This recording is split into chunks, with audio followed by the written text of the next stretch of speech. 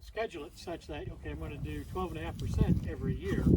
You're not taking 20% out of production. If you decide you want to take 20% out, you don't do it every year. Maybe you do it every 2 years. So it's really you're taking 10% out of production every year. It will take you 2 years to get back into production. The first part of production will take 3 to get back into full production for those spurs to all mature. But yeah, like I mentioned, you end up with a beautiful orchard, and I mean, in terms of uniformity. And as long as you keep doing that, you've always got young fruiting wood, which is going to give you a higher quality fruit than letting the spurs get too old and shade, and you lose spurs. So the thought is, of course, only time will tell, that you could probably keep the orchard in production for 40 years easily, renewing the entire orchard with the whole tree root type renewal 3 or 4 times over the course of that orchard. Yeah.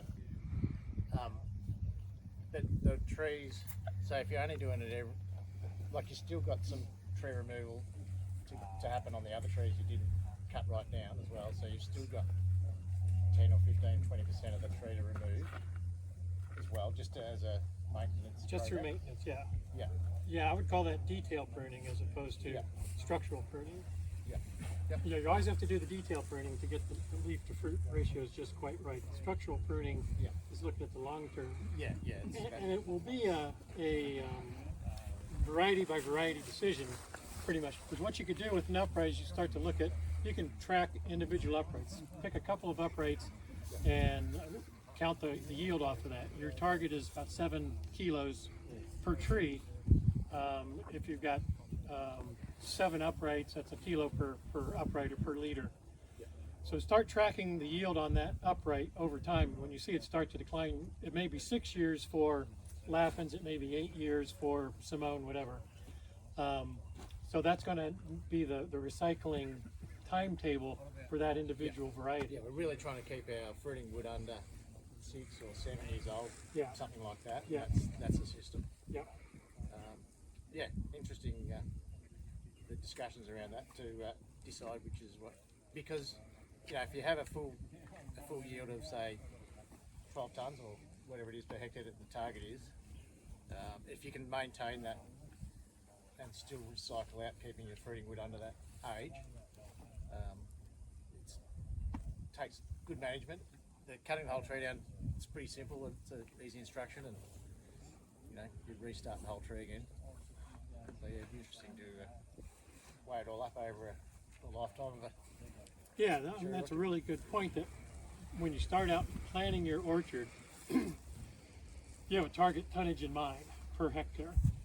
And what we like to do as we simplify these canopies more and more is to break it down into individual liters rather than trees per hectare, liters per hectare. And you figure out how much crop do I need off of 1 liter. Let's say it's 1 kilo, and your target is 15 ton per hectare. So you can calculate out, you know, what your per liter yield should be. But if you're going to go through that whole tree recycling, you need to add back what you're going to be losing to your target. So you start off with a higher target, knowing that once you factor in the whole tree renewal, you're at the target rather than the other way around. Yeah. Nancy, are you going to cut all your UFOs down and start them again? Or is that the system that you're looking at? Quite happy just cycling, and I look at blocks where, so it's when you make a start. My worry is that I've still got to do some work on these other trees that I've left untouched, and I'm now knocking 15% of these over. So I've lost that 15% production, and I've got my 15% in these trees here that I'm still growing along. So at the moment I'm comfortable just keep doing the recycling. We're just smacking 1 out a year. Got 10 uprights in a tree, so 1 a year, and it's just cycling through quite nice. We're getting the new one coming up pretty good. Yeah. And you're on colt, so you've got a lot of horsepower to get that regrowth. Yeah, colt with a couple of mils of coal tar on it, but we're still getting the push. Good push. Yeah, you don't want to come too light on vigor on UFO if you're doing that replacement. Yeah.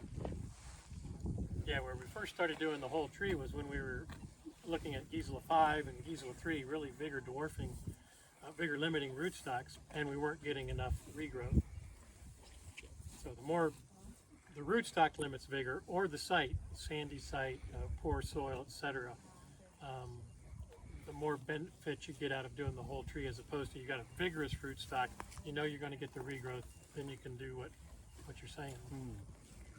But I'm seeing some blocks, or a block where they're doing that whole tree renewal on UFO, and man, they do come up really even. Yeah. But still on Colt, and they're really strong, those uprights, and that's a bit scary. Yeah. Got to get the vigour out of those, or else they're just going to be vegetative and not getting the yield. Interesting discussion. I suppose you can see some of the stud cuts that were made years ago, possibly where they haven't grown back. That's probably what you think. Unless you cut an old tree, they won't push. Yeah. I don't know, some varieties will go easy, some varieties want nothing at all. Yeah. Yeah, there are growers in Oregon. They adapted a lot of KGB in Oregon. And again, it depends on the variety and the rootstock, but what they were finding was the yields declining over time because they weren't getting enough regrowth. And they ended up saying, well, I'm just going to turn this into an open-based tree and not even worry about recycling, but start to manage the entire canopy different. Yeah. And I think that's what a lot of growers do. That's probably how this started out, Fozzie, and now you're just growing a bit of an open tree. Yeah. It's easy, picks out alright. So I'll take that one out next week. That's all I'll do. It's just quick to prune. They get it done. Got a question here. Greg, do you see a lot of fasciation after you cut the whole tree down? Sometimes you do, yeah. Is that an issue long term? We've never seen enough for it to make a difference. Those are ones that you pull out that end of that growing season as being too strong or fasciated or weak, and still we've always had plenty of others left to fill that space. But yeah, What makes the causes it? tree What weird. causes it though? I mean, it's Yeah, you always see it on most trees that have been fully cut down, and 20% of the limbs are That's growing where back branches all fasciated. stuck together. Yeah, like yeah, like a fan. yeah. Yeah. Isn't that a deficiency? I don't know what it is. Someone told me once that it was a deficiency. I can't remember whether it was boron or because it's growing so fast, it doesn't get up there. I forget what it was now. But Yeah, could be. One of the other impressive things when you do the whole tree is the size of the leaves that come out, because you've got all that horsepower and limited growth. We've seen some massive leaves. You would think it's like a banana or something rather than a cherry tree. Rob or Adam, you know anything about? No, I haven't looked into it. Probably wasn't a problem because it gets cleaned up when you come back through for your cleaning cuts and that. So it never repeated itself after that. We used to cut trees down to rework over, and we used to leave it, like they called it a nursling, and whether that's something that you might not get as much push. I don't know, with that they don't look like they grow real hard, these things. They took a fair bit. Would that be something that you would consider doing, or just better to take the whole tree down? And what time of year, spring? I've never seen a need for the nurse limb. Like you said, maybe if you're trying to slow the growth of those others down, but we've always got so many that grew, it was easy to just select out the best ones and get rid of the ones that were too vigorous or too weak. And there's no need to nurse the tree along with that limb. I've always thought of that as providing some photosynthesis and resources for the bud grafts before they really heal up and kick in. And would you paint the tree with a sunburn or anything? Like, it probably grows pretty quick and covers up again pretty quickly anyway. Yeah, in our climate in Michigan, we never worry about sunburn, but maybe in California or hotter climates you might, where it gets hot fast. Yeah, perhaps you would. It's a good point. Certainly with UFO, what I learned from Ernstie's sharing his experiences is that cordon, you lay those cordons down in that year for sure, could be very dangerous in the wintertime with heating up and getting a lot of cracks and Yeah. canker moving in.